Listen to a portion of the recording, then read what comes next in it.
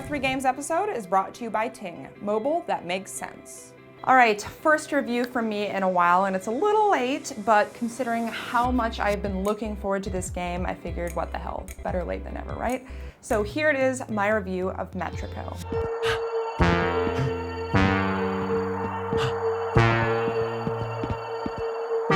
At first glance, Metrico seems like a game that was made for me. It's an exhilarating puzzle platformer encased in a world that's the equivalent of a math lover's wet dream. Its simple but thoughtful aesthetic is paired with soothing electronic melodies and numbers galore.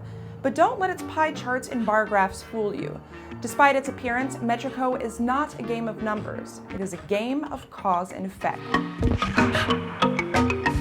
Everything you do in Metrico has an effect, including things you would never expect, and that's where the brilliance of this game comes in.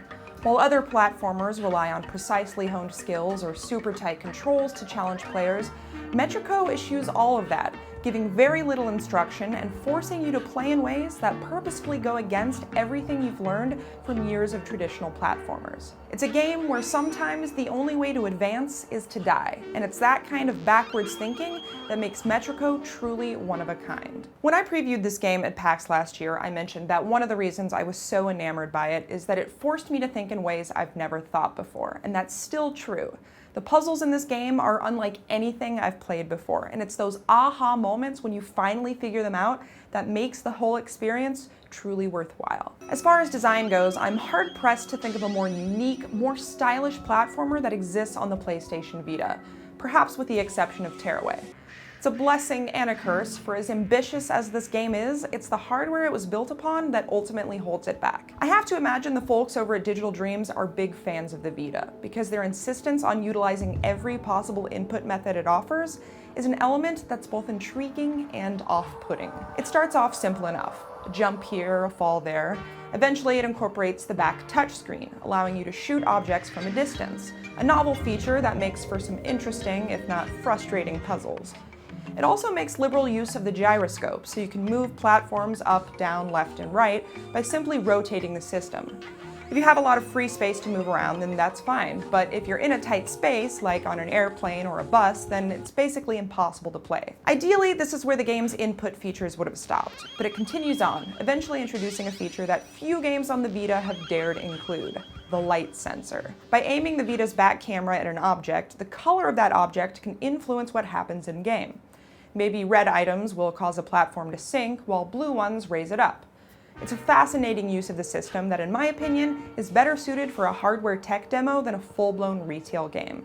It's simply not accurate enough to work with the precision this game demands. Which is a shame, because the puzzles in this game are so great, they could have just as easily stood on their own without all the newfangled input methods. In the end, they undermine the best parts of the game. But the fact that Metrico is still so much fun in spite of those things goes to show just how much creative talent exists at Digital Dreams. For their first game, they've managed to create one of the most inventive, stylish, and unique puzzle platformers I've had the pleasure of experiencing. And for a hardware system that's so desperately in need of fresh ideas, it's really all I could have asked for. So there you have it, my review of Metrico. I will admit I expected a lot going into this game, and even though I do have some issues with the controls, I have to say it pretty much lived up to my expectations. So unique, so thoughtful, and I cannot wait to see more from these guys. I should mention quickly that the game is out now, and it is free until early September if you are a PlayStation Plus subscriber. So if you have a Vita and you have a PlayStation Plus account, then there's really no reason to not at least try this game. That is all for me. As always, if you guys have any questions about the game, I am more than happy to try to answer them. Otherwise, that's it. Thanks for watching. Anyone with a cell phone knows just how expensive they can be to maintain. Most carriers come with hidden fees, little to no customer service, and they charge an insane amount of money regardless of how much data you actually use. But not Ting. Ting is a new cell phone service that only charges you for the data you actually use. It supports an unlimited number of devices, including the ones you already own, and best of all, their customer service is top-notch. Never again will you be forced to talk to a series of robots. No matter what time of day you call, you'll get a real live human on the other line. And did we mention that it's cheap? The average Ting customer pays only $21 a month for one device. Head over to rev3games.ting.com and click on their savings calculator to see just how much money Ting can save you. That URL will also get you $25 off your first bill, and remember, every sign-up helps support Rev3 Games and puts money back in your wallet.